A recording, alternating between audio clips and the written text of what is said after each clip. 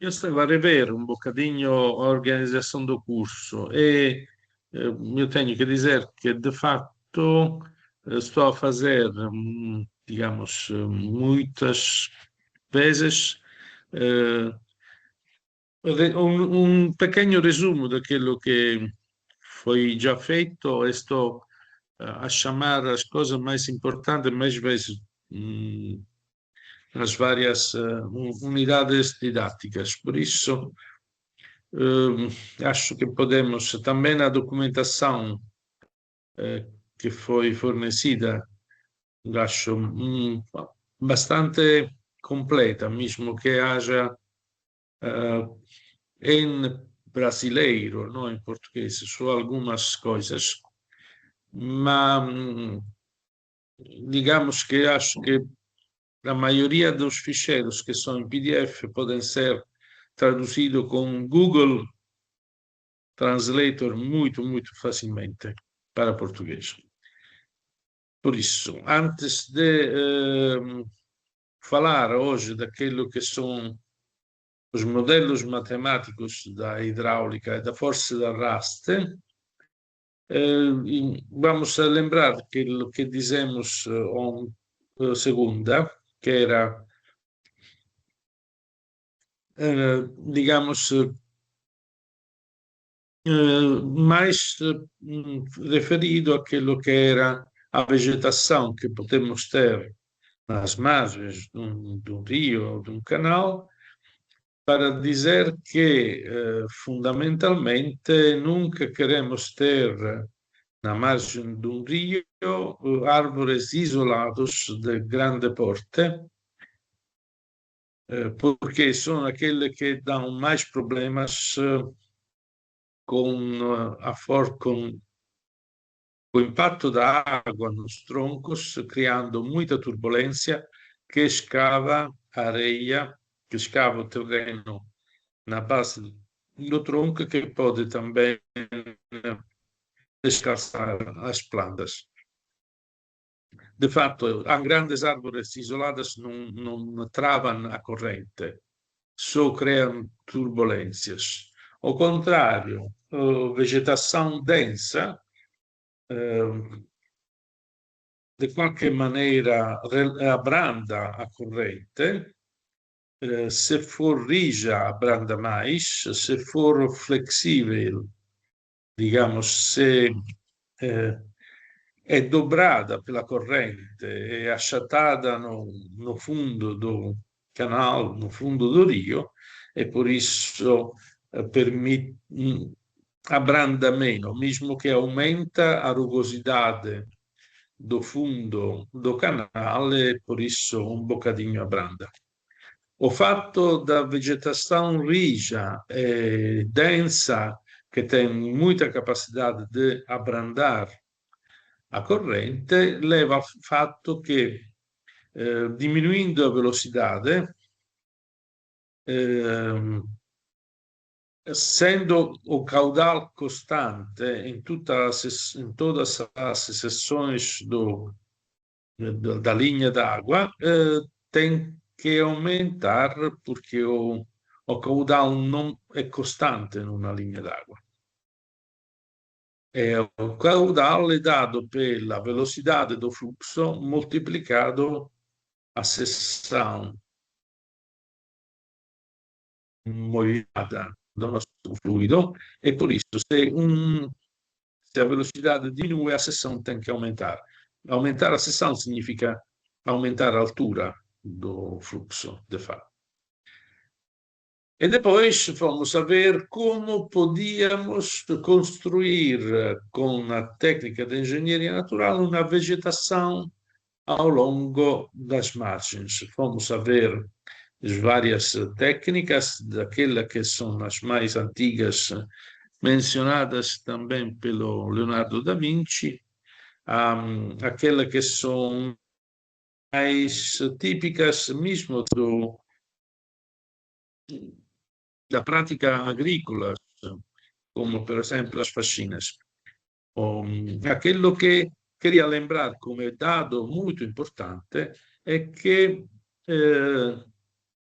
foram feitos experimentos práticos, nos quais se viu que, fundamentalmente, independentemente da espécie, ramos mais espesso de 4 centímetros praticamente têm um comportamento rigido, ramos com espessura, com diâmetro menor de 3 centímetros são sicuramente flexíveis.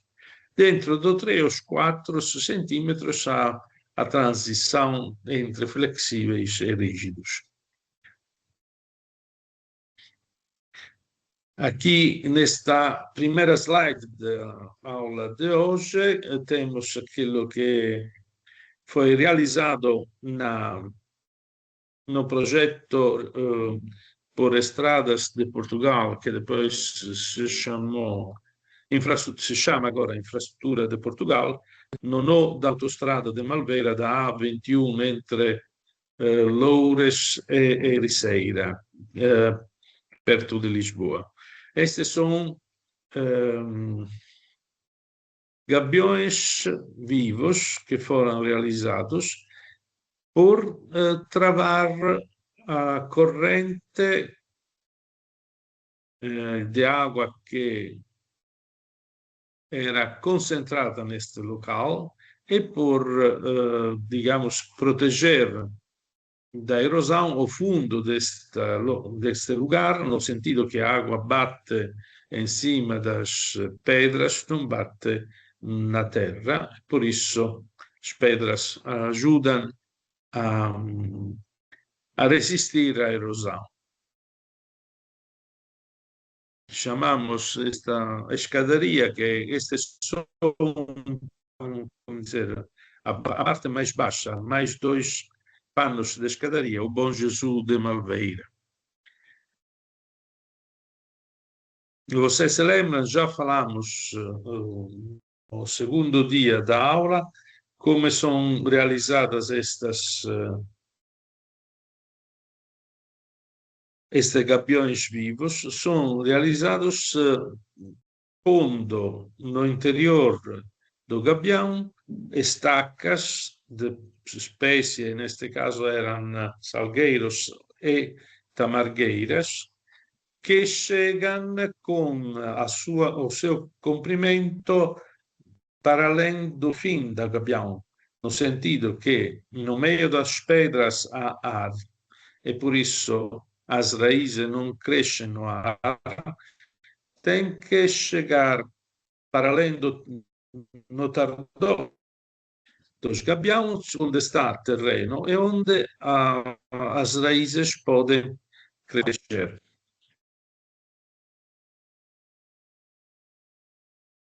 Professor, deixe-me só fazer uma pergunta. Esses gabiões são feitos no local, é a única forma?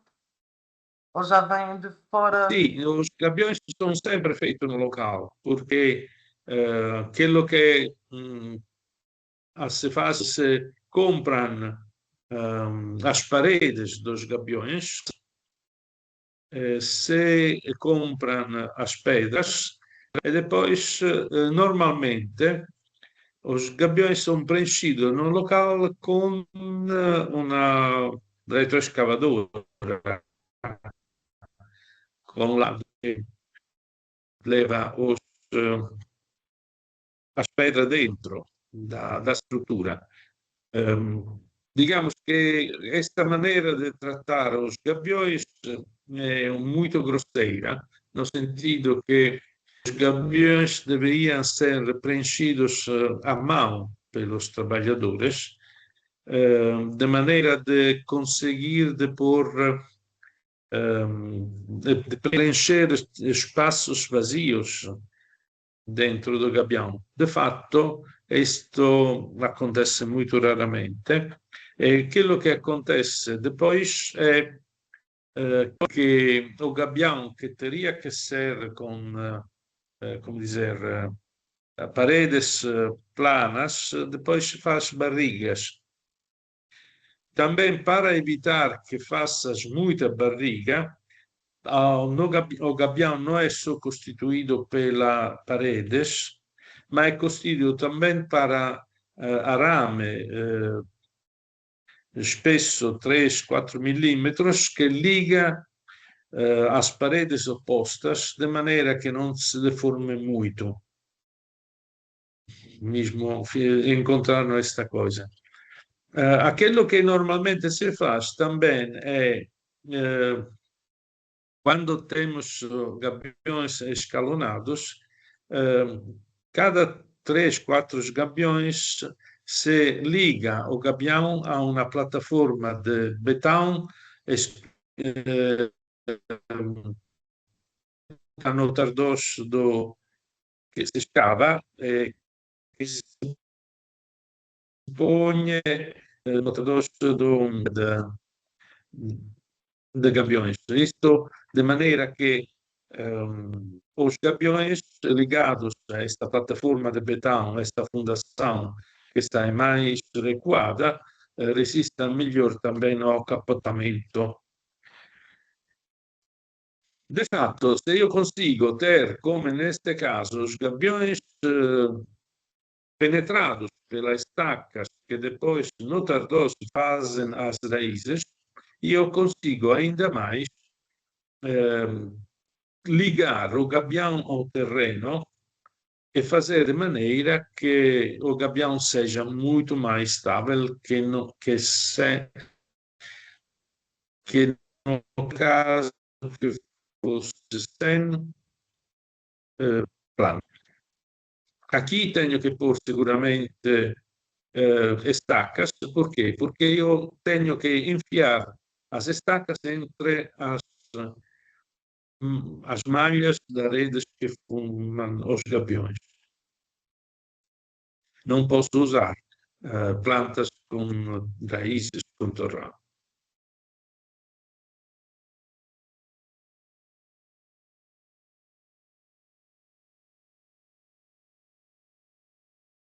O problema principal neste caso, ou melhor, o caratteristico parâmetro mais importante que pode ser considerato também um sintoma do problema da erosão é a velocidade da água. Agora, a velocidade da água depende da sua energia potencial, de uma coisa que está a um nível, a un'altura mais alta, tem uma energia potencial mais alta de uma coisa que está mais baixa. E por isso, digamos, a inclinação do leito me põe,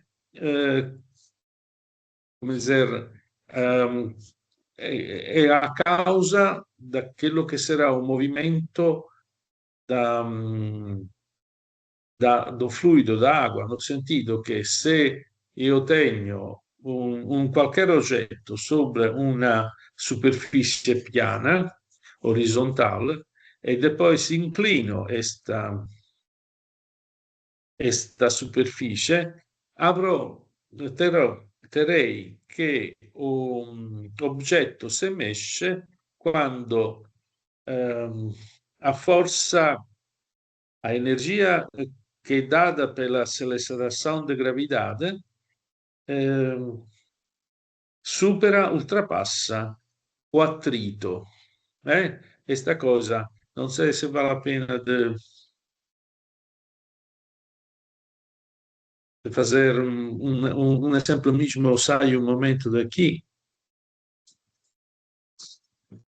Se eu tenho aqui o meu quaderno e ponho em cima do quaderno uma penna, não sei se vê, este quaderno é horizontal, a penna fica lì. Ma se eu inizio a inclinar este quaderno, a penna fica stabile até che comincia a rollare. Quando è che comincia a rollare abaixo? Quando a forza di attrito è ultrapassata per la forza da gravidade che tira para baixo, neste caso a penna. Immagina che a lugar da penna un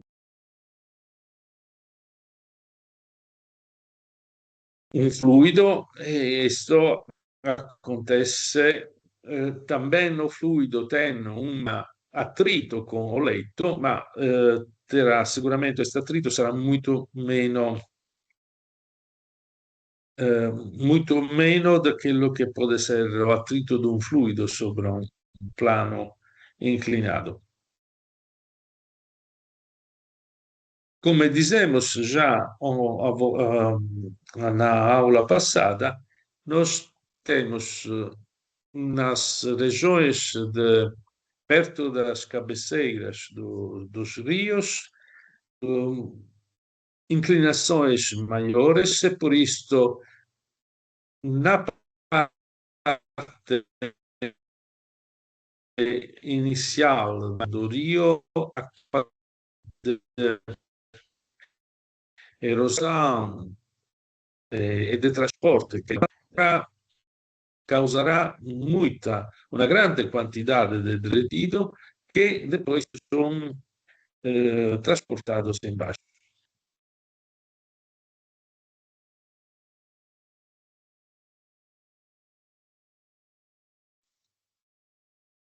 Desculpa, eu tenho que.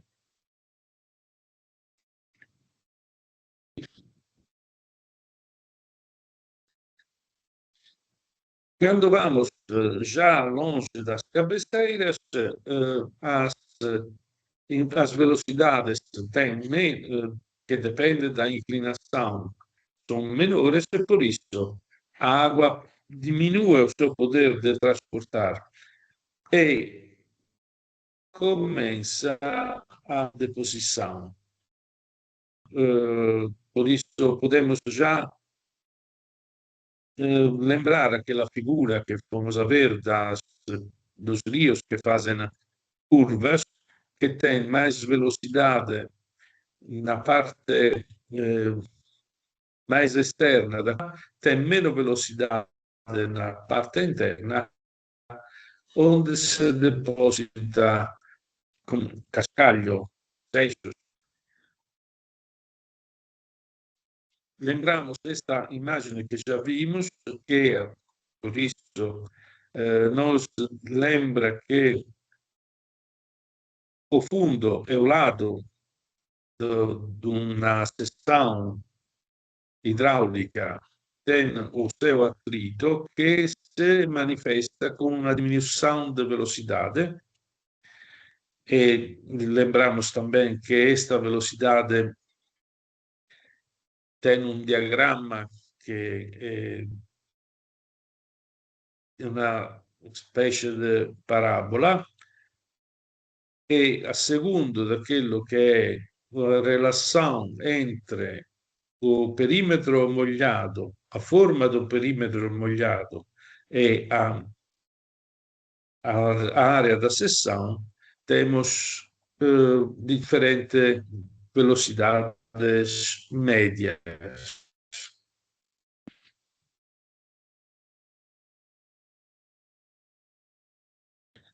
Aqui, esta slide, quero aqui comentar um bocadinho um pormenor.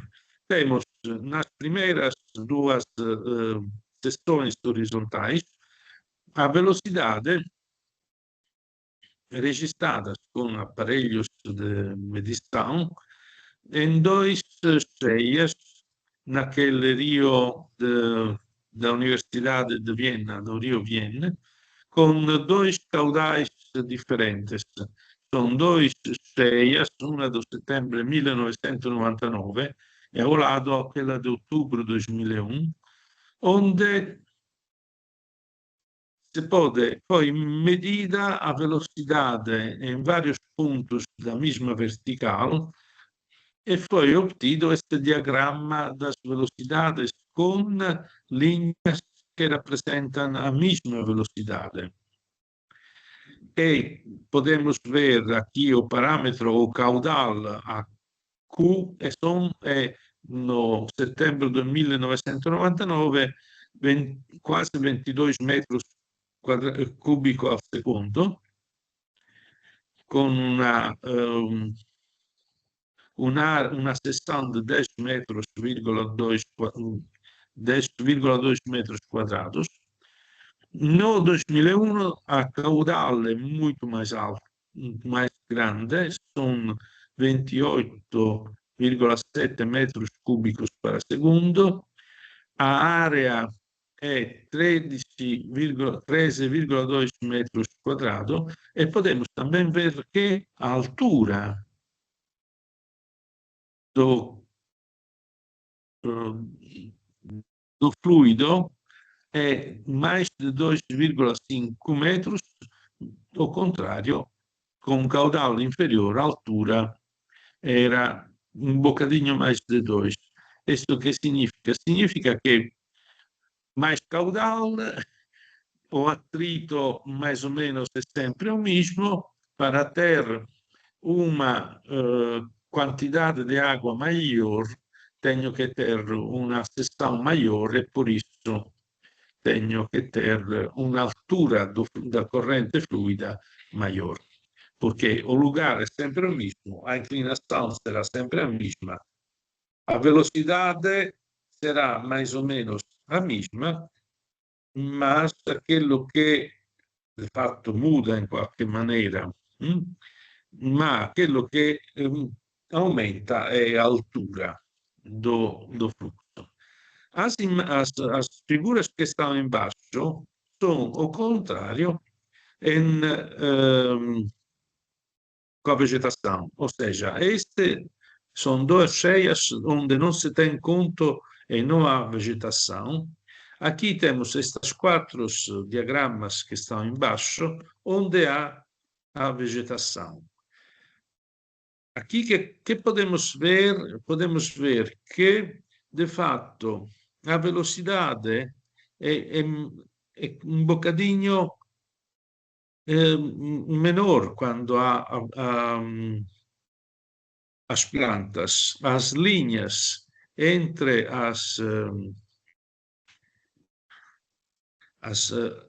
o espaço entre as linhas da mesma velocidade aumenta um bocadinho. E por isso aqui temos um caudal que nesta parte, digamos, um bocadinho a velocidade um bocadinho mais alta. Aqui são duas vegetações diferentes. Esta é a vegetação que tinha 2 anos, aqui a vegetação que tinha 4 anos, com vários diâmetros, 8, ou seja, uma vegetação muito fina, 8 milímetros e menos de 1 centímetro, e aqui uma diâmetro de 14 milímetros, ou seja, 1 centímetro e meio.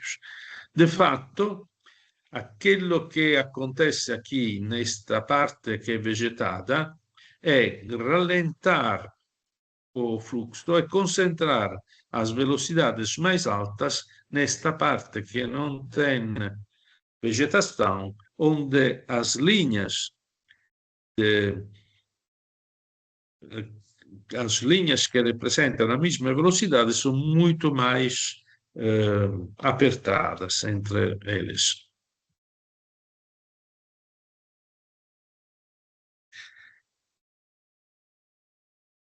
Che podemos dizer? Que, de fatto, io tenho material que é erodido e há material que é transportado. O mesmo material, primeiro, a mesma partícula de material, primeiro é arrancada do fundo da margem e depois é transportada. Naturalmente podem ser partículas de qualche milímetro ou menos de milímetros de diâmetro, podem ser seixos que podem chegar a ter 10, 20, meio metro de dimensão, de diâmetro, se conseguimos imaginar como se fossem esférico. Onde estão todas estas partículas? Estão no leito, nas margens, no fundo e são arrastadas pela água. Não tenho só o peso come força resistente ao arranque, temos também algumas partículas que são, sobretudo aquelas que estão, digamos, que formam os depósitos argilosos, que têm uma sua coesão, ou seja, são coladas. Uma coisa é ter areia, un'altra cosa è ter un blocco di argilla que é formado de partículas que são muito mais finas, muito mais pequenas de grãos de areia e que por isso fazem, ficam mesmo coladas entre eles. Ma posso ter, come disse, areia, posso ter argilla, posso ter cascalho, seixos, ma questa cosa também pode ser, se tem uma sua força de coesão, pode ser encontrar, como dizer, agregados. Por isso, temos que considerar todos estes parâmetros para considerar o movimento destas partículas. E podemos considerar materiais que são propriamente são espesos, ou seja, uma vez que são arrastados, ficam na água sem voltar a posar-se no leito do rio, e materiais que de facto são arrastados, mas que depois, por exemplo, per un rallentamento da corrente, se depositano e depois retornam a ser arrastados. Quais são os comportamentos, ou seja, qual é a razão de tudo isto? É uma coisa que depende, basicamente, da dimensão e do peso específico dos detritos e da velocidade da água.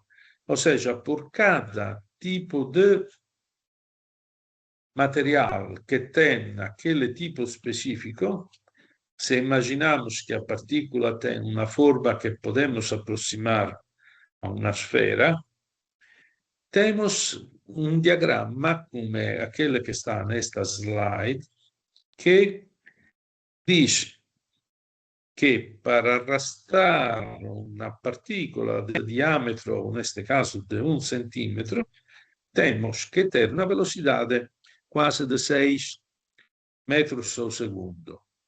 Depois, tudo isto, ultrapassada esta velocidade, ficará em suspensão. Ou seja, se eu tenho uma velocidade, por exemplo, de 7 metros al segundo, io posso immaginare che no meu,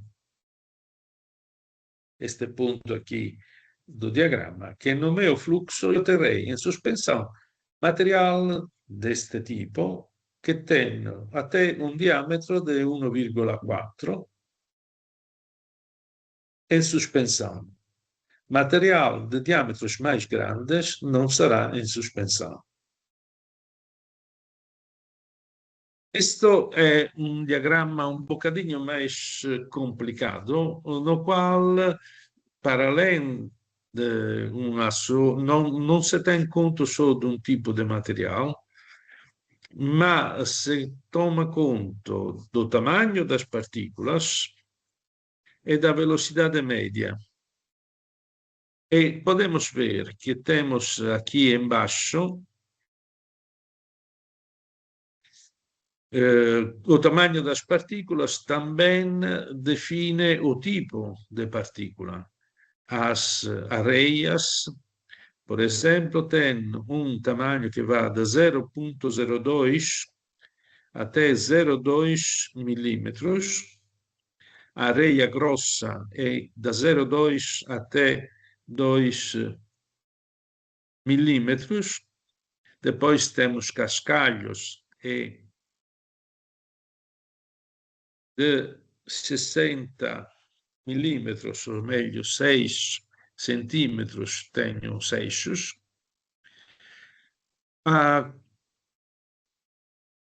temos, para além, partículas muito mais pequenas, que são aquelas de argila e de silte, que têm diâmetros que são mesmo aquele de um micron, por exemplo, o extremo deste diagrama é 0,01 milímetro, que é um micron. Que estas partículas são aquela fininha. Este diagrama não é um bocadinho estranho. Por quê? Porque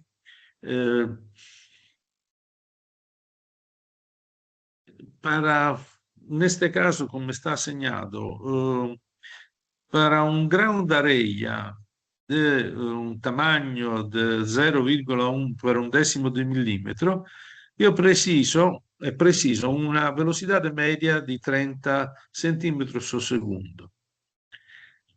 E depois, esta velocidade para partículas mais grandes deixa um bocadinho, assim como por partículas mais pequenas, é precisa muita mais velocidade. Ou seja, nesta parte à esquerda do diagrama, eu tenho partículas que têm uma força de coesão que fica a aglomerar as partículas e, de fato, aquela coesão permite uma maior stabilidade, uma maior resistência ao arraste. Okay? O aquilo que é o contrário é também interessante, é que se a velocidade depois abranda, é claro que as partículas não são mais transportadas e começam a cair, a depositar-se. Mas podemos ver que, se olhamos para esta linha em traços descontínuo, que esta linha não acaba com zero, ou seja, todas as partículas mais finas não depositam, nunca depositam. Isto tem que estamos a ver velocidades que têm, contudo, pequenas. É claro que se eu paro a minha corrente, aquilo que acontecerá é que, com tempos compridos, tudo demorará. Mas este diagrama começa com uma velocidade mínima de 0,1 centímetro por segundo. Que significa? Significa que tudo aquilo que é muito fino continuará a ficar na água e teremos aquela água turva, castanha, acastanhadas, aquela que não é transparente, que é devido mesmo, fenômeno que é devido mesmo ao fato que as partículas mais finas não conseguem depositar-se num fluido, mesmo que seja em movimento muito lento.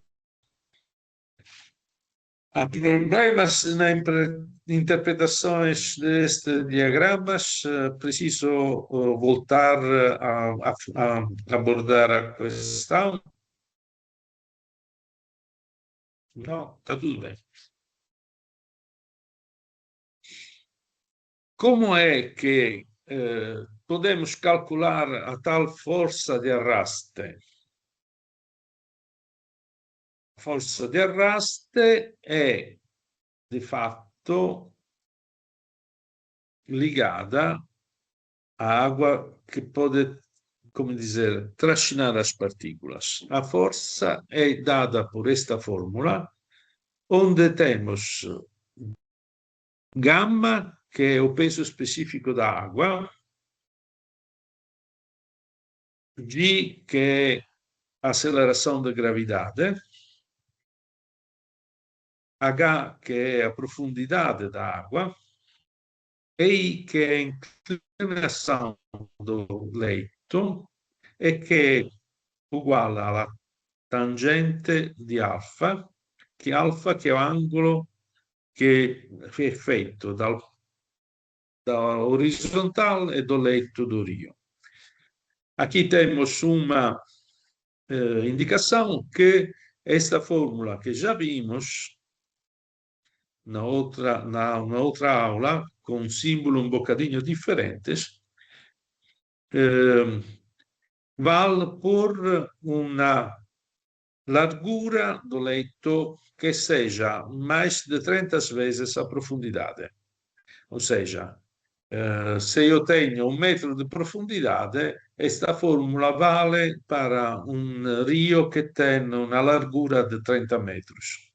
Se tivesse rios mais pequenos, mais estreitos, por exemplo, 5 metros para 1 metro de profundidade, a fórmula seria um bocadinho diferente e não vou ter a altura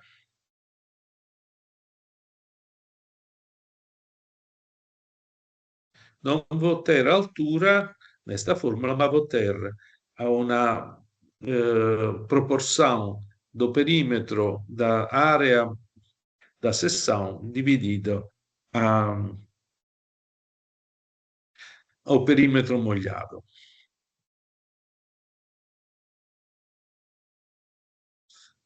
De fato, esta tau foi também tabelada, foi calculada e tabelada, e aqui temos o valor da tau, que se mede em Newton a metro quadrado, das normas alemãs, das normas DIN. Ou seja, aqui temos que as normas alemãs dizem que, por exemplo, a areia fina, que tem uma dimensão da 0,06 milímetros a 0,02, è posta, se pone in movimento con una forza de arrastre de 1 Newton a metro quadrado.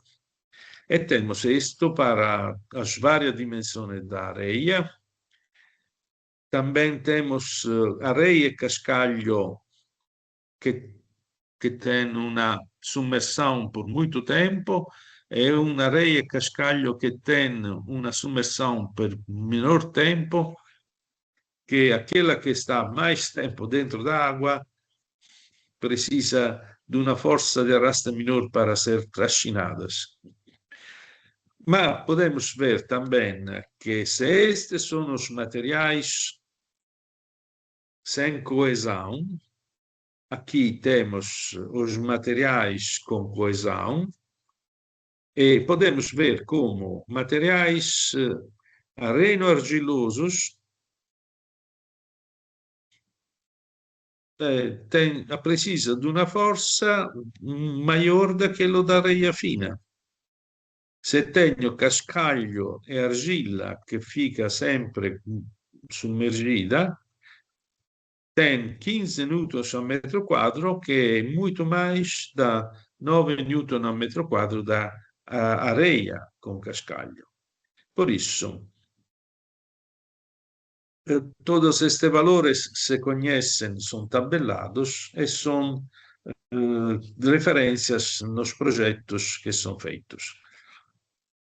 Un valore também che è molto importante è questo I, che è a inclinação, che è dato para tangente di alfa, e che normalmente nos canais de planície, aqueles canais que são construídos para bonificar áreas com água eficaz, mosquitos, e por isso se tira água para ficar mais salubre, ficar sem mosquitos. Estes canais têm uma inclinação muito baixa, 0,001, por exemplo. E a fórmula que já vimos, podemos, como dizer, modificar para ter os valores em funções dos outros. Neste caso, temos a inclinação em função gamma, o peso específico da água, é sempre 1, G é sempre 9,8 metro quadrado segundo, altura. Ou seja, temos tau e altura. A tau é a força de arraste e H, altura. Altura também pode ser da função só de tau e da inclinação. Por exemplo, esta aqui são jogos de matemática que para calcular uma coisa é mais que outra. Mas estas fórmulas são importantes porque porque permitem de considerar, por exemplo, qual dimensão tem que ter o meu penedo para não ser trasportato pela corrente, que é aquela coisa que eu disse, quando queremos fazer enrocamentos, por exemplo, nas margens do rio, eu tenho que pôr pedras que não sejam transportadas pela corrente. E por isso tenho que pôr pedras que tenham uma dimensão oportuna para não ser tirada, arrastada. Vamos ver como fazemos este tipo de cálculo. Um bocadinho de atenção, por favor, que temos muitos parâmetros para ter debaixo do controle. Temos esta pedra, este paralelepípedo neste caso, que tem as suas dimensões, A, B e C são os lados deste paralelepípedo, que é empurrado por uma força, F. Também. E temos este paralelepípedo que está no meu plano inclinato do fundo do rio, que por isso tem uma componente do peso que é normal, é horizontal, e por isso poderá ser decomposta este peso em dois elementos, aquele normal que, como diciamo, resiste porque aquele horizontal será igual ao peso multiplicado ao cosseno da inclinação. Se voltamos àquele exemplo que eu fiz com o quaderno e a penna em cima, quando é horizontal, o cosseno de alfa é 0, o cosseno de alfa é 0 e o cosseno de 0 é 1, por isso não há componente longitudinal, todo o peso é absorvido pelo meu quaderno, pelo meu plano de apoio. A mano che aumento alfa, o cosseno aumenta e até chegar aos 90 graus, que é 1, e por isso todo o peso, neste caso, terá uma componente que, digamos, se empurra este paralelepípedo. Ok? Agora, a força será dato pelas fórmulas que tínhamos antes. Por isso, temos gamma, que é o peso específico da água, aceleração da gravidade, altura e inclinação do leito.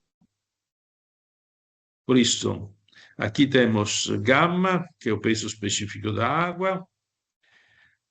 Temos mu ou mi, a segunda de como querem ler as letras gregas, um coeficiente que me dà come effetto o corpo.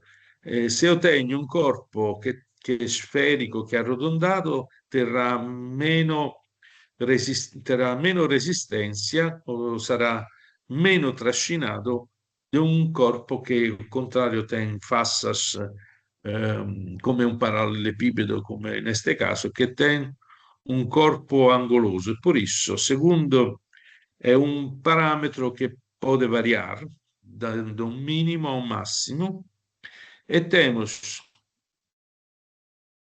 esta velocidade e a força de gravidade, que são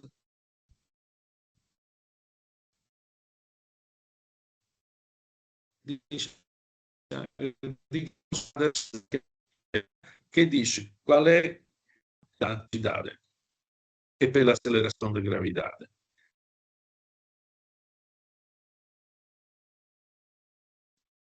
Questa formula calcula a forza.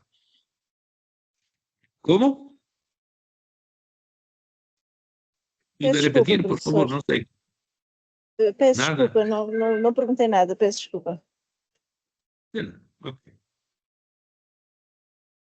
Io passo agora, tenho che ver qual è, come si chiama, a minha resistência a un movimento deste parallelepipedo.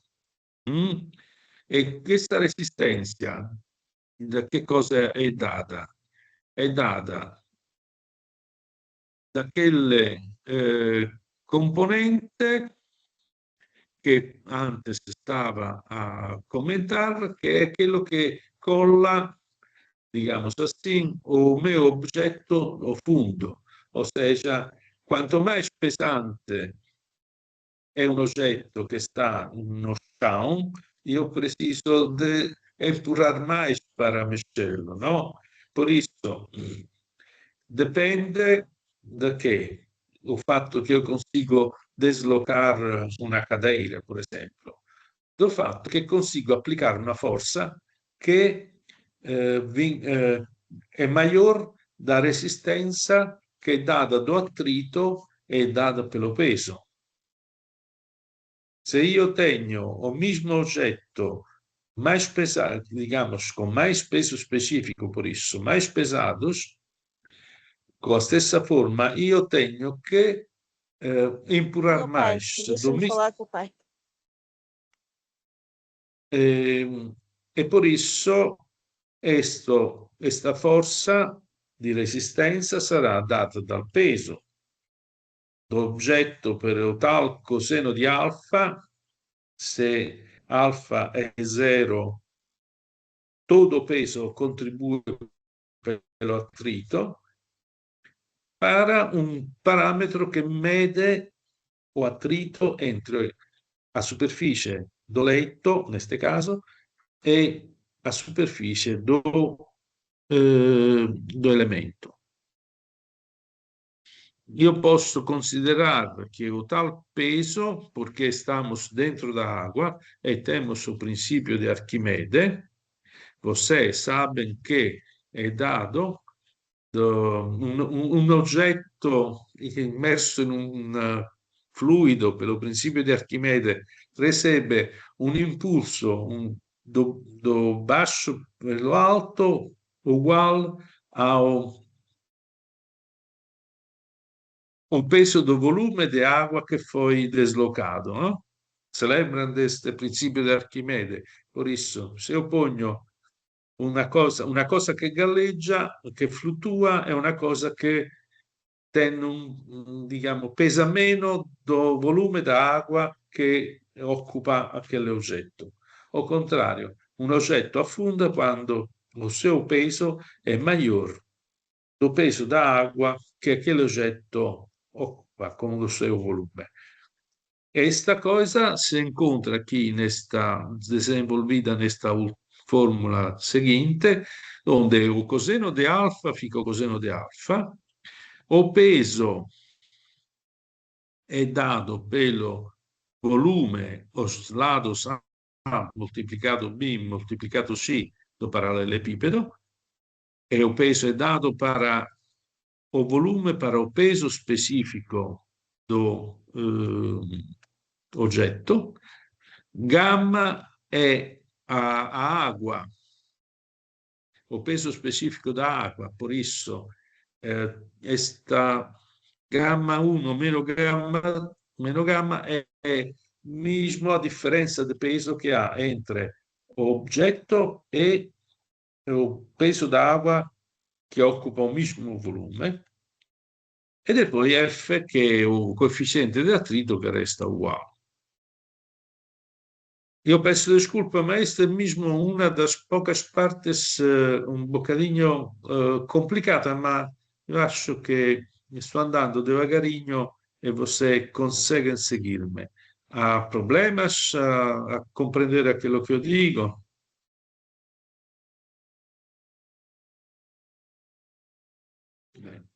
Vou à frente, allora.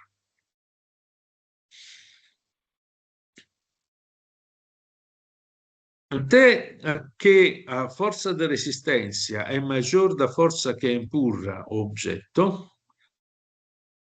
objeto fica parado. Quando é que se mexe? Quando a força de arraste é maior da força de atrito.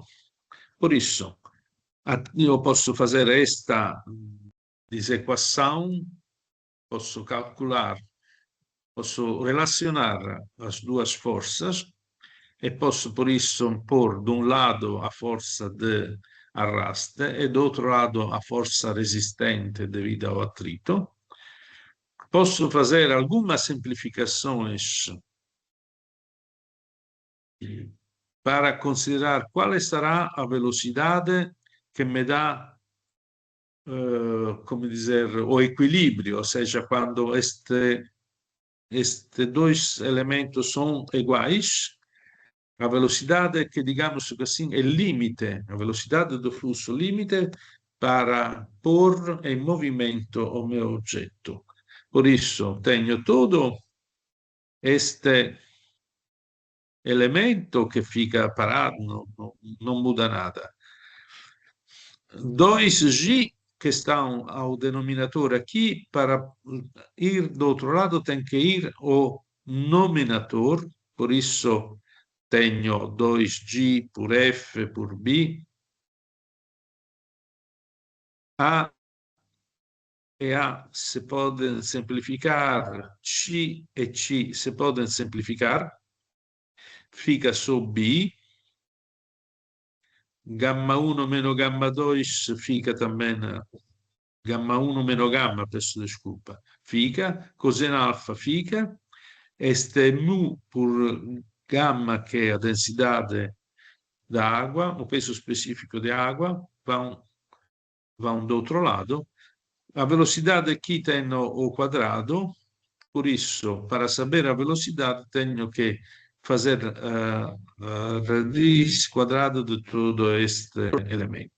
E assim tenho calculado qual é a velocidade limite que me põe em movimento aquele sólido. Agora, aqui que temos? Temos o coseno alfa, que significa? Significa que mais é inclinado, mais é grande o ângulo de inclinação, mais a velocidade será maior. Mais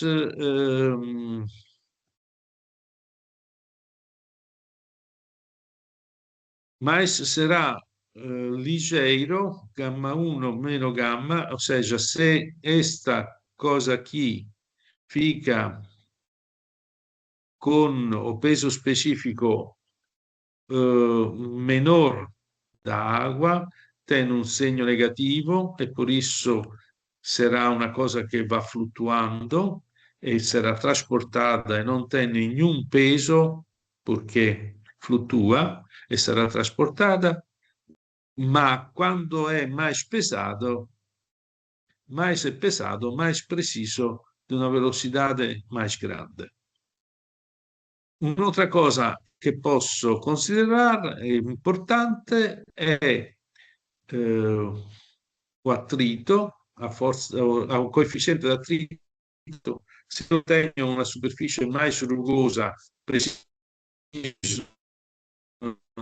velocità.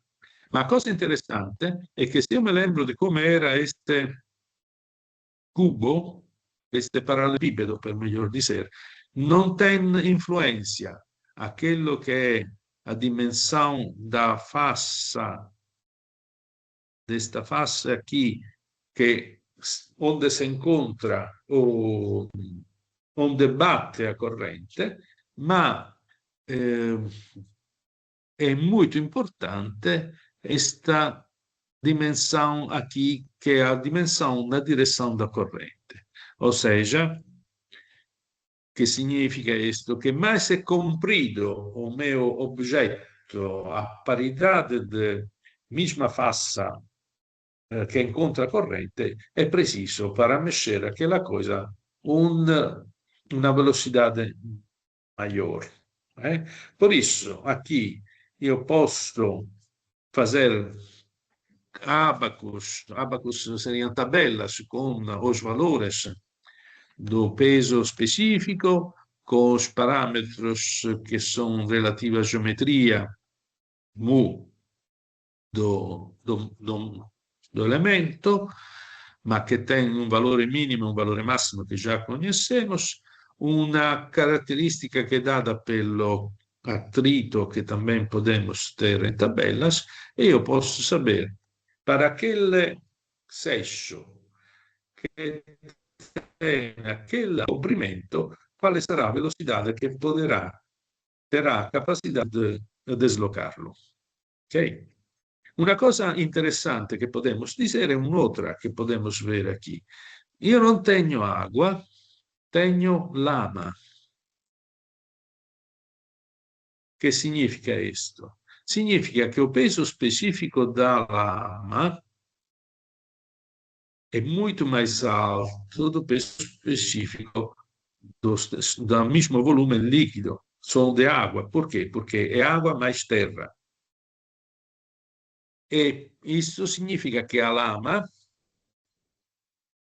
este peso específico mais alto, me põe, digamos, tem muita mais força,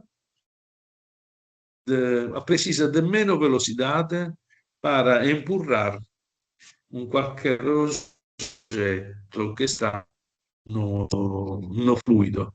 E isto é por isso que as inundações com água, que não é água, que é lama, são capazes de destruir as casas que se encontram no seu caminho, porque o poder daquela corrente não é só o poder da água, mas o poder da água com os depósitos que é mesmo muito destrutivo. Fazemos uma pausa?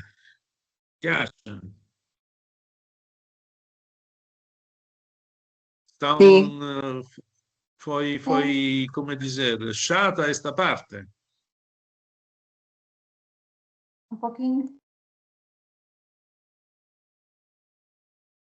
Não vamos falar mais desta coisa. Está bem?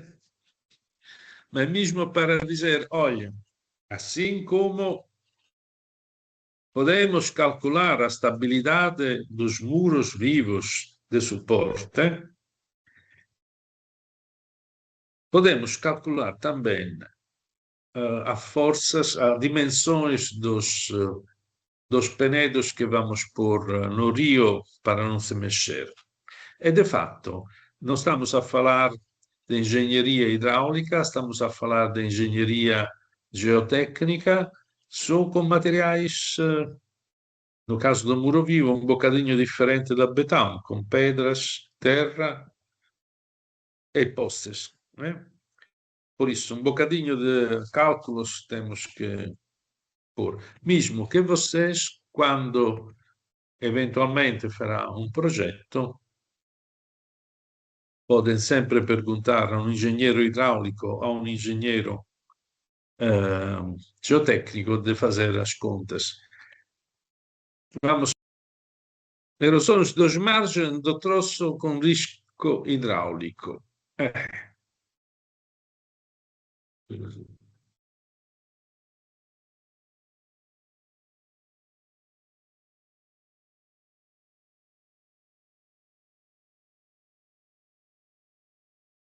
Por isso, esto é sempre a mesma fórmula que já vimos, com os símbolos que já usamos. Por que estou a repetir esta coisa? Porque as próximas slides que estão para as aulas da Universidade de Viena dão aquela, usam como se pode dizer, uma simbologia um bocadinho diferente, mas estamos sempre ali, os números são sempre aqueles. Temos G, que é a aceleração de gravidade, I, que é a inclinação. Neste caso, esta letra grega Rho com W é o peso específico da água. E aqui temos uma segunda fórmula, que é aquela que já tínhamos visto para a relação entre a largura e mais de 30 vezes da altura da nossa seção hidráulica. Temos l'altura. Come disse, quando este rapporto non è tanto grande, temos una R che è o raio hidráulico, que seria como dizer, a seção do nosso fluxo dividido o perímetro molhado. Se lembram todos que é o perímetro molhado? Quando falo de um canal, de um rio, o perímetro molhado seria o perímetro do leito que é molhado pelo fluxo. Agora, aqui temos esta tabela que é muito, muito, muito, muito importante. Por isso, esta podem encontrar aqui, mas também se encontra na publicação dos apontamentos do curso de Florin Florinet. Por que esta tabela é muito importante? Porque faz um resumo de testes feitos em real, como dizer, no campo, nos rios, neste caso, por vários autores, indicando também a época quando foi feita esta investigação. De que coisa? Da força de arraste e da velocidade, quando há os dados, pelo quais que são limites per ficar a obra de engenharia natural íntegra, mesmo que sujeita a um fluxo hidráulico que pode ser normal ou de cheia. Por isso, podemos considerar quais são as técnicas que estão que posso fazer nas margens, que são aquela que eu mostrei na aula de segunda, e compreender se aquilo que estou a projetar é uma coisa que vai resistir ou uma coisa que não vai resistir. Por isso, como eu faço? Calculo a minha tau segundo os parâmetros que são fundamentalmente geométricos, porque se fala da inclinação e da altura da corrente ou da inclinação do raio hidráulico. Base daquilo que immagino che sto sempre a tratar di acqua e non di lama, por isso a densidade sarà 1 ou pouco mais de 1, e depois vou vendo quais são as possíveis técnicas que posso utilizar. E vamos a comentar esta coisa. Agora, aqui temos o nome da técnica e podemos ver que, por exemplo, os entrançados, que eu não gosto muito, tem em dois casos que foram registrados e publicados, de 1918, de um tal Steiger, e um outro que foi em 1998, Gerstgrasser, tem uma forza di arrasto limite muito baixa. Na esta do 1918, 50 Newton a metro quadrado. Nesta mais recente, 100, 120, con associata, neste último caso, velocidade 3,2, 3,5. Ainda menos resistentes são as faxinas de ramos mortos. LFU seria un'entità statale alemana della Baviera, che fece una serie di testes no 1996, e aqui tem una fascina de ramos mortos che resiste muito pouco, 70, massimo 100 Newton a metro quadrado, e velocidade ainda mais baixas daquela que era a velocidade dos entrançados. Ao contrário, se eu tenho faxinas de salgueiro, ou seja, com ramos que depois ponham raízes, e as raízes, digamos, de qualquer maneira, agarram a terra, agarram os ramos de faxinas ao solo, e temos duas experiências que são dentro de 100 até 200 Newton a metro quadrado, segundo os diferentes autores, e uma velocidade que chega até 3,8 metros a segundo. Muito mais interessante é uma técnica que também vimos, segunda, a parede de faxina, ou seja, uma série de faxinas, uma em cima da outra, a fazer uma parede mais alta. Dizemos que as faxinas podem ter normalmente 40, 50, 60 centímetros de diâmetro, e por isso, para atingir alturas, podemos fazer uma em cima da outra.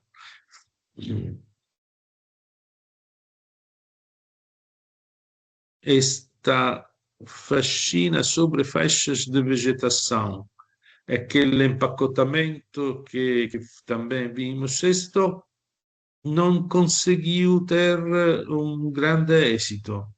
Também aqui um duplo asterisco, que significa que depois de ultrapassar esta tal, as obras foram destruídas. Por isso, as faxinas, digamos, eu posso, da segunda, se são de ramos mortos, de salgueiro, se são em paredes, eu posso gerir até um Natal até 240 Newton sobre metro quadro.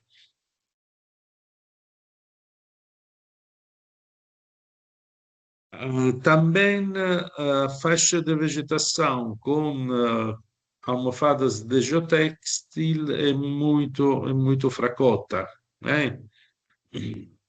Mas ainda mais fraca é revestir uma margem com um geotextil fixado com estacas. Ou seja, quando vamos ver todas aquelas esteiras de coco que são postas ali em cima dos margens, já sabemos que ficam destruídas com um Natal de 120 newton a metro quadrado, até 80 podem ser seguros que resistem, é uma velocidade que é mesmo muito baixa, que é 2,2. Até agora é uma das mais baixas que encontramos. Por isso, se temos que fazer qualquer coisa, fazemos faxinas, mas não só uma faxina, mais faxinas. Temos que empacotar a nossa margem de faxinas. Podemos pôr estacas. Também as estacas são fracotinhas. Por que são fracotinhas? Porque não cobrem o terreno. Tem espaço, deixam descoberto o terreno e por isso não defendem a margem muito. Também o salgueiral denso não protege muito. Por quê? Porque a superfície do terreno, de fato, fica livre. Esta é uma coisa que não falei, como se são algumas experiências feitas com pedaços de árvores, nestes casos, a parte de base das árvores transplantadas, que são também isolados, são com espaço entre eles e por isso muito fraco. Tanto fraco che è come se io tivesse un relvado. Ou seja, por-se como dizer, a transplantar, ligando entre eles os tocos de árvores, vale como tem a mesma resistência ao tal de um relvado. Um relvado que está já estável. Se ao contrário, eu não tenho um relvado, mas quero fazer uma sementeira de herbáceas, eu sei que, neste caso, a minha sementeira tem uma resistência muito baixa, que é 40 newton a metro quadrado, mas também sei que a velocidade limite para a minha sementeira ficar, como dizer, íntegra, non danificata, è 1,8 metro al secondo. Che significa questo? Significa che se io, per esempio, sto a considerare a minha erosão laminar, mais que su una superfície, mais que su un rio, una superfície, io posso dizer, se eu faço os meus cálculos hidráulicos com as chuvas, com um tempo de retorno de 100 anos, posso dizer, o máximo da chuva que tenho em um período de 100 anos é X. Calcolo esta água, faço a hipótese que não haja absorção desta água e calcolo o runoff, ou seja, a quantidade de água que se espalha naquela superfície e posso calcular a sua velocidade. Há modelos hidráulicos computarizados que desenvolvem toda esta consideração e que dão o valor da velocidade. E eu posso dizer que se esta velocidade fica menor de 1,8 metro al secondo, a minha sementeira de herbáceas fica bem. Ainda melhor se faço placas de relva, ou seja, se eu faço com a relva já crescida e pregada com o torrão ao terreno. Por que fica melhor? Porque, de fato, tenho uma superfície mais homogênea de relva que está no chão. Mas as placas de relva são muito mais custosas de uma sementeira. Por isso, esta coisa que, como disse, os arquitetos paisagistas gostam muito, será, sendo pouco resistente e muito custosa, não será usada muito. Agora, voltamos ao início, porque eu destas duas coisas aqui não falei. Esta é aquela coisa de Leonardo da Vinci, os revestimentos com ramos de salgueiro, ou seja, todos aqueles ramos de salgueiro postos na margem do rio, bloqueados na base que está dentro da água com pedras grandes ou com postes para bloquear o pé, e depois tudo recoperto com terra, uno strato muito fino, una camada muito fina de terra, tem uma resistência que é mais alta. Numa experiência do 1982, resistiram a um Natal que chega a 200, digamos assim, que é equivalente, ou mais que equivalente, comensurável só àquela que é a parede de faxinas. E un altro caso che foi considerato, un'altra esperienza che foi testata nel 1995 chega para além dos 300 newton al metro quadrato. Ou seja, se io sto su un grande rio o su un rio onde eu sei che avrà corrente molto forte e por isso con una TAU molto forte o sto tal depende da inclinação, são em pontos muito inclinados, eu terei que escolher entre o revestimento com ramo de salgueiro e a parede de faxinas, que são aquelas que têm uma melhor resistência à força de arraste. Por isso, esta tabela é uma tabela muito importante porque me diz o que posso fazer. Agora, revestimento com ramo de salgueiro custa muito mais das paredes de faxinas, porque tenho que ir a buscar aquelas plantas, aqueles salgueiros cortados na base que me têm uma altura tal que chegam a cobrir toda a margem. Faxina, parede de faxinas, posso chegar facilmente a fazer 3, 4 faxinas de 50 centímetros de diâmetro e chego aos 2 metros. Se tenho alturas para proteger mais de 2 metros, já fica um bocadinho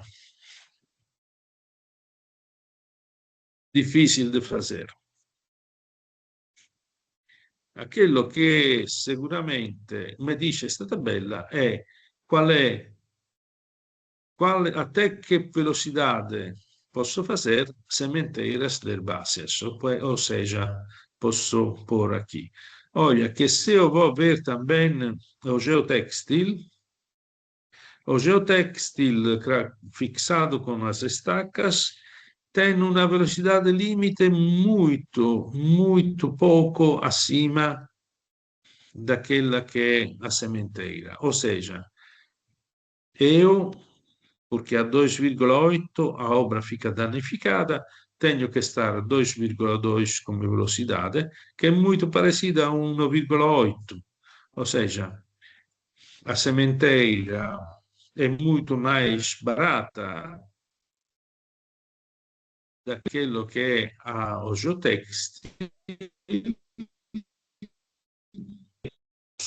Se a velocidade non oltrepassa 1,8 metros al secondo, io posso far ficar com a sementeira. Eu tenho que dizer uma coisa, porque este número são números. Io trabalhei num progetto di controllo da erosão no Alentejo e fomos a ver com os modelos matemáticos hidráulicos qual era a velocidade das correntes superficiais que se podiam atingir com a chuva do período pior dos 100 anos. Eu posso dizer que estes cálculos deram-nos que havia tal velocidade maior de 1,8 só nas linhas de escorrência temporária.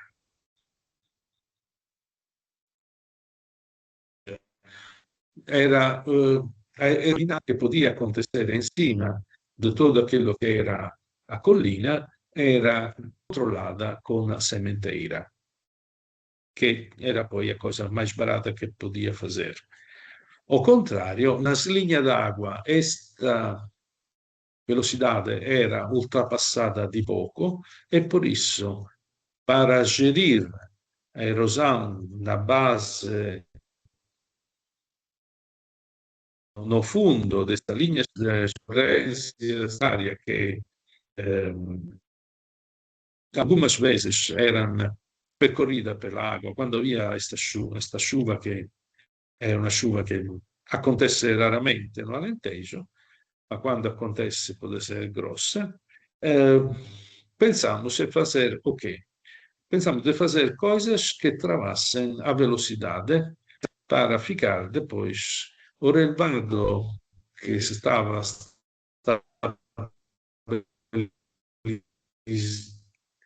linha de escorrência temporária a ficar estável.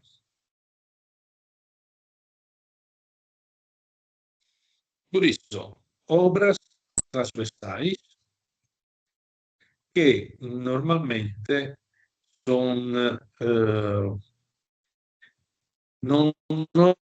occupano tutta a seção. Che significa? Se o rio è largo 20 metros, as obras transversais, que muitas vezes são chamadas esporões, têm um comprimento, saem come si chiama, no leito do rio para 1/10 daquela que é a largura. Por quê? Porque, de fatto, se io pongo un ostacolo a corrente, de fatto faço mais estreita a minha seção. E che significa? Significa che na corrispondência daquele troço mais estreito, a corrente sarà mais rápida pelo teorema da constância do caudale. Por isso, posso pensar, come nesta fotografia, de recuperar uma margem mais larga, com, neste caso, esse esporão. Mas, de fato, tenho uma corrente mais rápida que pode ir a bater no outro lado do rio e fazer-me uma erosão concentrada no outro lado do rio. Por isso, normalmente, quando se faz um lado, se faz também do outro, ou se fazem outras obras que são de proteção para de proteção da corrente mais rápida que é provocada pelo esporão.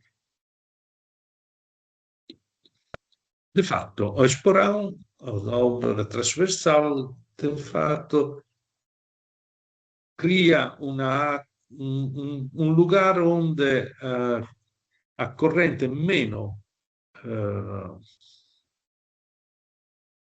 veloce, meno rapida, e por isso se pode obter a sedimentação, a deposição dos sedimentos. Temos muitos tipos de esporões, digamos que podem ser calculados ou classificados de várias maneiras, segundo a inclinação respeito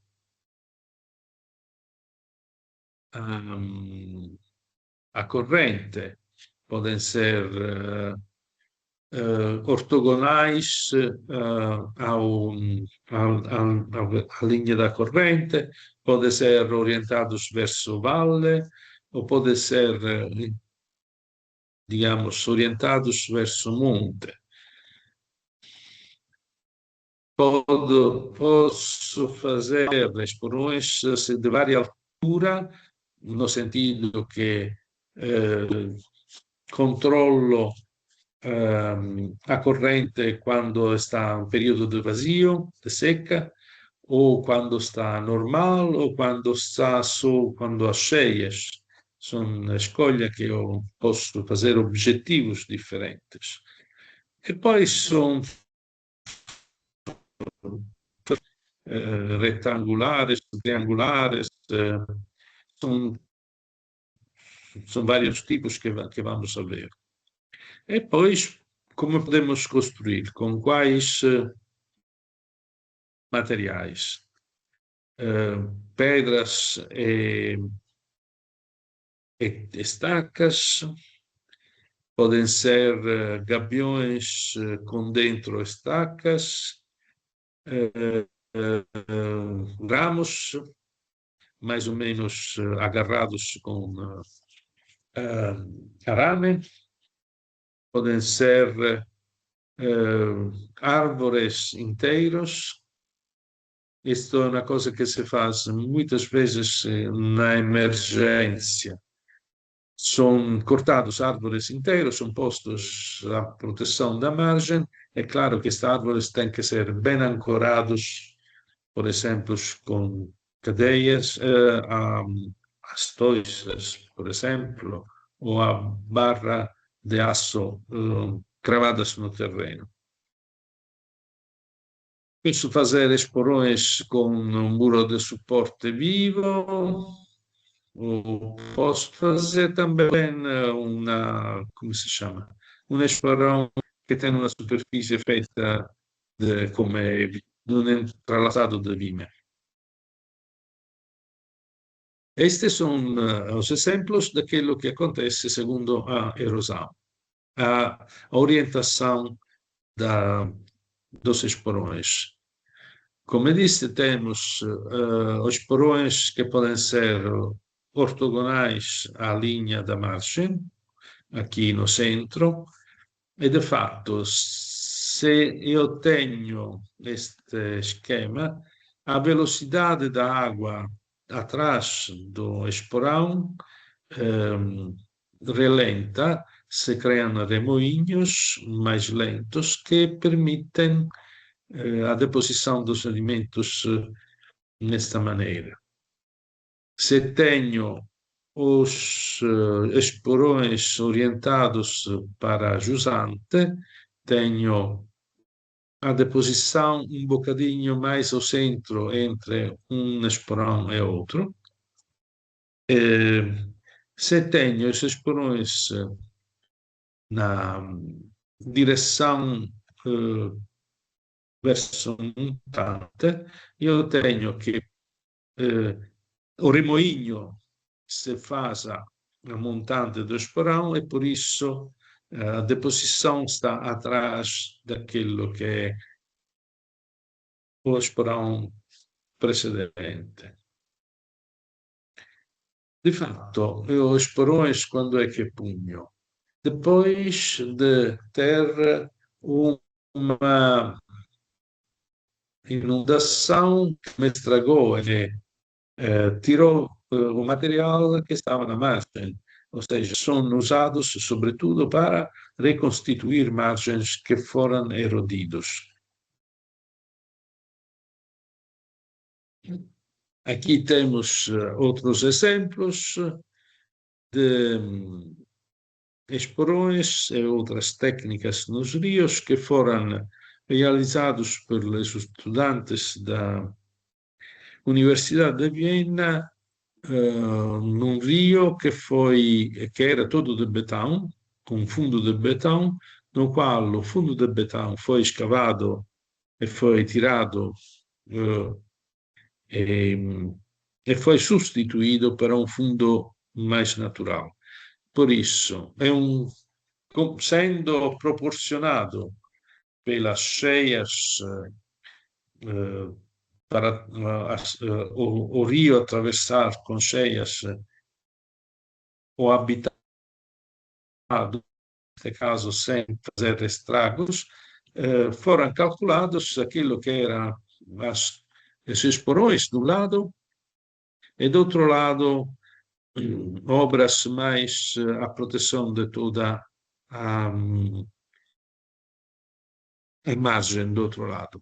E estes porões são os porões feitos segundo este esquema com faxinas verticais de ramos de salgueiros plantados com o pé dentro da água e, digamos, agarrados um a outro dentro de postes de madeira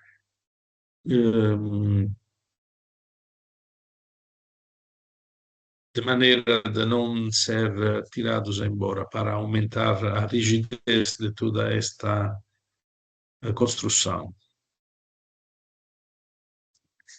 Esta é uma outra maneira, sempre baseada no uso de postes de madeira e de faxinas vivas para fazer um esporão.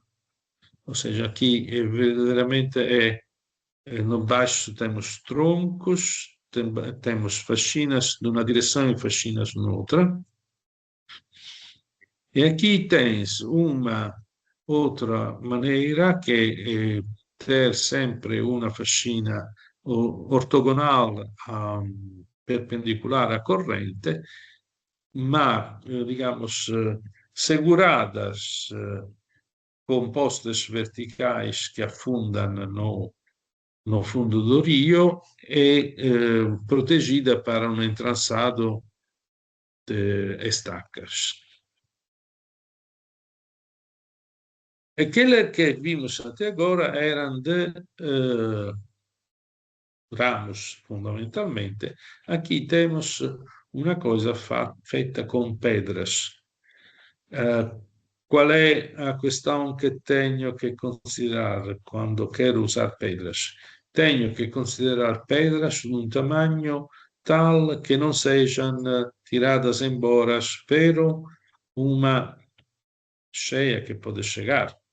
Por isso, todos aquele cálculo que eu mostrei antes leva-me a dimensionar o tamanho mínimo destas pedras.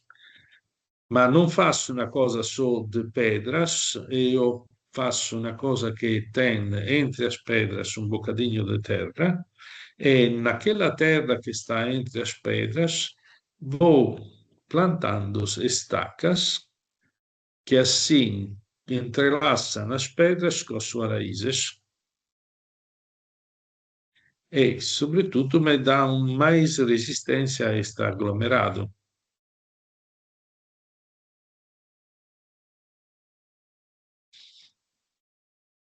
Qual será a distância entre os esporões?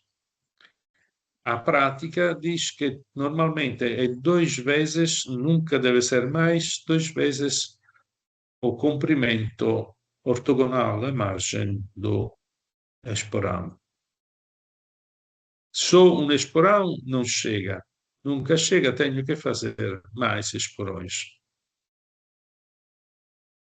Este é aquele esquema da árvore cortado inteiro e usado como um obstáculo transversal. Como disse, esta é mesmo para fazer uma obra de emergência, pois é muito ligeiro, pode ser facilmente tirado pela corrente, por isso temos mesmo que agarrar a árvore a postes de ferro, de aço plantados na margem.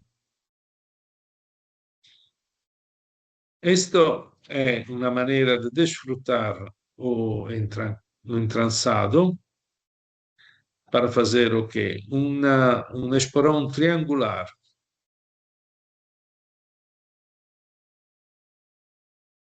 Eu não gosto muito do entrançado, mas também se pode usar. Isto é, ao contrário, um esporão de faxinas vivas, reforçados com pedras, a faxina é fixada com estacas de madeira com ponta que entram no fundo. Aqui aproveito desta fotografia para dizer uma coisa, que normalmente o fundo do rios não é de terra, mas é de seixos, muitas vezes grandes. Por isso eu vou ter problemas normalmente quando eu estou a tentar de cravar um poste no fundo de um rio. Que quero dizer? Quero dizer, se lembram que eu disse que para ter equilíbrio e resistência, um poste que sai do terreno por 50 centímetros tem que ser afundado debaixo do terreno para 1 metro, ou seja, a dimensão de fora deve ser a dimensão dentro do terreno deve ser o duplo da dimensão fora do terreno. Que significa? Significa che se io incontro una grande pedra no fundo e io non sto a scavare aqui, sto a martellare in cima dos postes para bloquear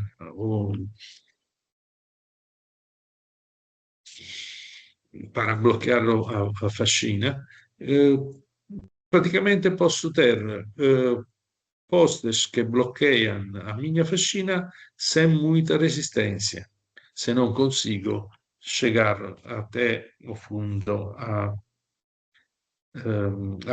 o comprimento que tem que estar dentro do terreno que preciso. Por isso, esta coisa de pôr estacas para fixar podem ser também coisas que eu não consigo realizar, e por isso há todas estas outras maneiras que eu já mostrei que podem ser realizadas.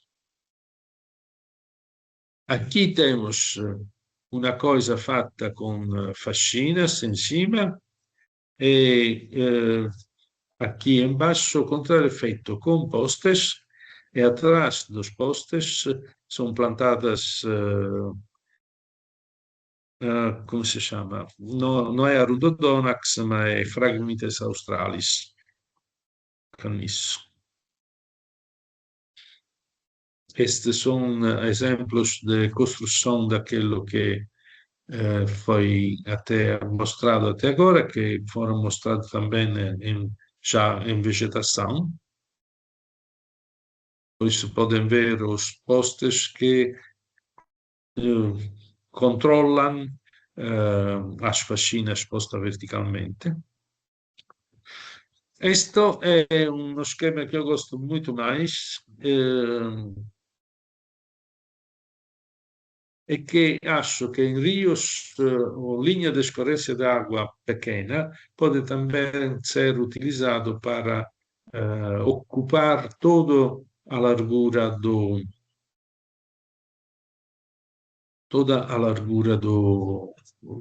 leito. Che faccio? Questo è una rame que faz um gabião cilíndrico, por isso será só pedras aqui. Esta salsicha de pedras terá o seu peso e por isso será capaz de resistir à força da corrente. Para resistir ainda melhor, que faço eu? Affundo num sulco scavato no leito do rio esta salsicha, este chouriço de pedras, ma aquilo que é mais interessante é que io depois ponho debaixo, bloqueado para este chouriço de pedra, estacas de plantas, que também elas são, faço isto muito denso, de maneira que isto seja um obstáculo que seja pela corrente quando será uma cheia mais alta do chouriço. E non só apoio, aumento a superfície de apoio desta estacas com um pequeno realço aqui daquela terra que eu escavei para pôr o meu chouriço de pedras. Por isso, isto é uma coisa que na minha opinião, é uma das coisas melhores que posso fazer. Por quê? Porque o enraizamento das estacas fixa rapidamente as plantas de um lado, o chouriço de pedras é pesado e resiste às correntes e, digamos, a parte que sai do terreno das estacas pode ser inclinada, não pode ser um obstáculo à corrente, mas pode também, como dizer, ficar baixada pela força da corrente quando os ramos são pequenos, ou pode quebrar-se e, por isso, dar novos jeitos às plantas. Esta foi como se chama, a solução que eu dei para aquelas linhas de escorrência temporária, onde havia velocidade mais de 1,8 segundo, para dizer o quê? Para dizer que, no caso de chuvas, esta era a maneira para abrandar a velocidade da corrente. Se faço isto para tudo, como se chama, a largura do leito, da linha de escorrência d'água temporária, praticamente eu, como se fizesse uma pequena bacia atrás deste chouriço de pedras. Un'altra maneira, se io tenho a sorte de ter pedras grandes que eu posso calcular não sejam arrastadas pela corrente, em lugar do chouriço do gabião cilíndrico, posso pôr diretamente as pedras. Mas tenho que calcular mesmo quanto é a força de arrasto daquela corrente. Esta é un'altra maneira de fazer esporrões, sobretudo para reconstituir margens que foram escavados por uma cheia. Esta se chama escova viva, também temos o pente vivo, por isso estamos a fazer o cabelo aqui à margem. A escova viva, como é? É uma série, esta é a visual na direção da corrente, esta é a seção. Uma série que vê 1, 2, 3 destas escovas, que significa são pequenos feixes verticais postos um ao lado do outro, de maneira que seja uma barreira onde a água possa passar, mesmo muito ralentada, mas muito ralentada, a leve a deposição dos sedimentos para reconstruir aquela margem que foi erodida. Se não tem, este feito como? Com ramos muito sutis, pode ver também aqui aquela proporção de meio metro fora, 1 metro dentro, o duplo sempre para assegurar a estabilidade destes feixes e não ser tirados embora pela primeira corrente que chega. Tenho estacas grandes, posso instalar com um bocadinho mais de distância. Ao contrário, na escova era mesmo muito fito, muito denso. Aqui temos um bocadinho de espaço entre as estacas postas verticais, de maneira que haja um rallentamento, um abrandamento da corrente e a deposição atrás. Isto, por exemplo, é, afinal, um esquema de construção que foi realizado no Rio Alemão, onde a margem tinha sido erodida por uma cheia e que esta foi a maneira de reconstruir aquilo que era a margem que tinha ido embora, que foi erodida. Por isso, se a corrente va aqui, deste lado, rallenta devido aos obstáculos criados pelas vimes ou pelas estacas que são plantadas aqui, e o terreno, os sedimentos se depositam, criando outra vez o terreno. Un'altra maneira de tratar, come si chiama,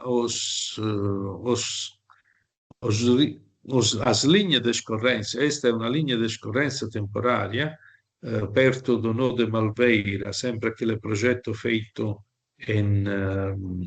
na autostrada A21, é usar os degraus vivos de pedra e madeira. Ou seja, eu faço esta coisa permeável de pedra. O objetivo qual é? Aquilo de reter os sedimentos, sobretudo, e de ter dentro de um degrau se outro, um troço que seja horizontal, quanto mais horizontal possível. Que acontece assim que a água fundamentalmente vai a cair aqui embaixo ou vai a filtrar no meio das pedras e pode eventualmente erodir aqui o pé do meu degraus, ou açude, como queremos chamar, e por isso tenho que proteger a base do meu degraus. Neste caso, foram usados colchões de pedras, mas que eu nunca usarei mais, porque a água escavou debaixo, esta coisa tinha debaixo um espaço vazio. Ao contrário, digamos que toda a parte que estava aqui e que ficou depois da construção nu, imediatamente voltou a ser vegetada com muito êxito. Eu também disse que nestes açudes, que normalmente são só de pedra e de madeira, na base foi a pôr estacas. Foi a pôr estacas de salgueiro só no ponto onde o açude, o degraus, apoia em cima da terra. Porque, como disse, estacas no meio das pedras tem ar e por isso não vão fazer raízes. aqui mais duas fotografias. Isto foi feito no 2014 e aqui no 2019 pode ver como as estacas postas na base, aqui, saem e fazem salgueiros mais altos de 4 metros. As raízes dentro desta, que no início são para baixo, depois, mão a mão que os sedimentos se entupem as pedras do degraus, vão entrar também, vão subir, porque as raízes têm este movimento para a superfície. E por isso vão entrelaçar as pedras e vão, como dizer, irrigidir ainda mais esta estrutura. Só para dizer como é que têm que ser feitos os gabiões vivos. Este era o local erodido onde foram pensados fazer a descida de gabiões. Esses são estudantes da Universidade de Palermo que foram comigo a fazer um programa de cooperação, de trocas de conhecimentos. Aqui podem ver como a estaca é posta a sair de um lado, mas depois a sair também do outro. Por isso, as estacas têm que ter uma dimensão particular, que é pequenas para entrar dentro das malhas hexagonais da rede do gabião, mas têm que ser compridas para ultrapassar a dimensão do gabião, de maneira de chegar no mínimo a base notar 2. Isto é, digamos, este trabalho foi feito também, como se chama, os degraus que mostrei antes, foram feitos em meses piores para trabalhar com as estacas. Por isso, no período estivo foi assegurada uma rega gota a gota permanente per todo o mese de agosto e felizmente depois choveu e também a água que estava a escorrer nesta descida, nesta escadaria de Bom Jesus de Malveira, como chamamos esta coisa, deu, como dizer, êxito a estes gabiões vivos. Aqui há pormenores da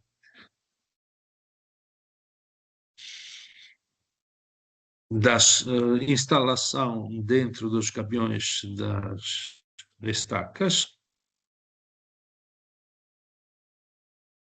E isto é no 2019, 5 anos depois. Aqui podemos ver também uma coisa simpática, a seleção natural daquela que são as espécies. Eu posso usar espécies diferentes, mas depois serão as condições climáticas e, sobretudo, da disponibilidade de água que me vai mudar a composição. O que significa? Significa que aqui, nestes gabiões, foram postas, seja em todos os degraus, seja salgueiros, seja tamargueiras. Mas aquilo que podemos ver aqui, que na parte de base, onde a água era mais disponível, ficaram os salgueiros, onde a água era menor, porque era ocasional, quando havia chuva, estas tamargueiras eram regadas pelas chuvas, mas quando era seco era só a umidade que é residual, e por isso a quantidade de água não era suficiente para os salgueiros vegetar bem, só ficaram as tamargueiras, mesmo que No início havia, aqui nesta fotografia se pode ver as folhas mais claras dos salgueiros e as folhas mais escuras das tamargueiras. Mesmo que foram postos os dois pés em cada gabião, afinal, a natureza fez a sua seleção. Eu ficaria aqui com a minha exposição sobre estas questões de abrandar o fluxo das correntes, de maneira de proteger, de relentar o fluxo, abrandar o fluxo e por isso diminuir a força de arraste, evitar a erosão. Esta última imagem é do amigo e colega Florin Florinet, infelizmente decedido ano passado, professor da Universidade de Viena, que como dizer, disponibilizou muitas das slides que foram a ver